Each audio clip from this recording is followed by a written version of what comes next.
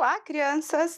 Eu sou a professora Eliane Medeiros e estou aqui mais uma vez para darmos continuidade à nossa aula iniciada na aula anterior, que foi sobre a interpretação, leitura e interpretação de tabelas e gráficos. Nós fizemos na aula anterior, nós fizemos um pequeno estudo sobre tabelas e até construímos uma tabela a partir de uma pesquisa feita, e coletado os dados com a turminha da professora Glória, a turminha do 2º ano. Então, a partir desta pesquisa que a professora Glória realizou em sua turma, nós vamos montar e construir um gráfico. E para nós construirmos um gráfico, nós precisamos de pesquisar alguns dados, É preciso se fazer uma pesquisa, E através dessa pesquisa, ao resultado final dessa pesquisa, organizarmos. Então, gráfico nada mais é do que uma representação de dados que facilita o entendimento dos dados e do assunto apresentado, certo? Então, vamos relembrar que a pesquisa que a professora Glória fez foi da preferência dos doces, dos alunos do 2º ano B.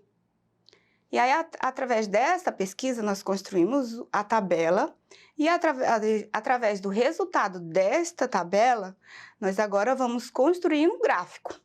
Então, vamos observar aqui e vamos construir o gráfico a partir dos dados lá que nós reorganizamos, na tabela. Vocês lembram que o chocolate, ele recebeu uma quantidade de votos. Qual foi, gente? Vocês lembram? Foram 9 votos, Então, a gente observa aqui no gráfico que este gráfico, ele está sendo apresentado em linhas e colunas. Então, na linha vertical está organizado em números de 0 a 10.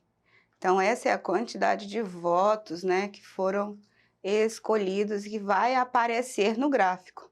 Então, nós vamos relembrar que o chocolate, ele recebeu 9 votos. Então, nós vamos lembrar que o 9... Então, nós vamos colocar o gráfico de barras, a coluna, que vai até o 9. Então, esse foi a quantidade de votos que o chocolate recebeu. Agora, vamos lembrar do doce gelatina. Quantos votos o doce gelatina recebeu? A gente sabe que o doce gelatina, recebeu... E aí, vocês já sabem quantos votos? Observem bem. A gelatina foram 5 alunos que receberam. Então, a gelatina recebeu 5 votos. Agora, vamos para o bolo. Quantos votos o bolo recebeu? O bolo recebeu... E aí, vocês já sabem quantos votos o bolo recebeu? 7 votos. E agora a gente vai para o pudim, onde ele recebeu 3 votos. Então, nós construímos o gráfico, a partir dos dados coletados e organizados na tabela. Mas agora a gente pode fazer alguns questionamentos e a interpretação desse gráfico. Na aula passada nós fizemos a tabela e agora nós vamos fazer do gráfico, os resultados, apresentados e organizados nesse gráfico. E ao observarmos o gráfico como um todo, uma visão geral, nós já conseguimos compreender a quantidade de votos, quais foram os doces que foram escolhidos, não é verdade? Então, vamos à primeira pergunta. Vamos lá. Número 1. Quantos votos teve o doce menos votado? Observem bem, menos votado. Qual foi o docinho que os alunos não gostaram muito e que recebeu menos voto? É o menos preferido da turma. Foi o... Qual foi? Quantos votos teve o doce menos votado? A gente sabe que esse doce foi o pudim. Então, esse doce, ele recebeu uma quantidade de 3 votos. Então, vamos completar aqui 3 votos. Agora, nós vamos para uma próxima pergunta. Pergunta número 2. Quantos alunos votaram no bolo? Será que dá para visualizar e saber direitinho ao olharmos o gráfico? Vamos fazer novamente a leitura. Quantos alunos votaram no bolo? Então, vamos lá para o bolo. Vamos fazer a contagem, né? 1, 2, 3, 4, 5, 6, 7. Então, 7 alunos votaram no bolo. Agora, nós podemos fazer um novo questionamento. Próximo. Qual o total de alunos que votaram na gelatina e no pudim? E a gente pode fazer isso com material concreto. Então, observem bem. A gente já sabe que a gelatina, 1, 2, 3, 4, 5 votos recebeu a gelatina, não foi?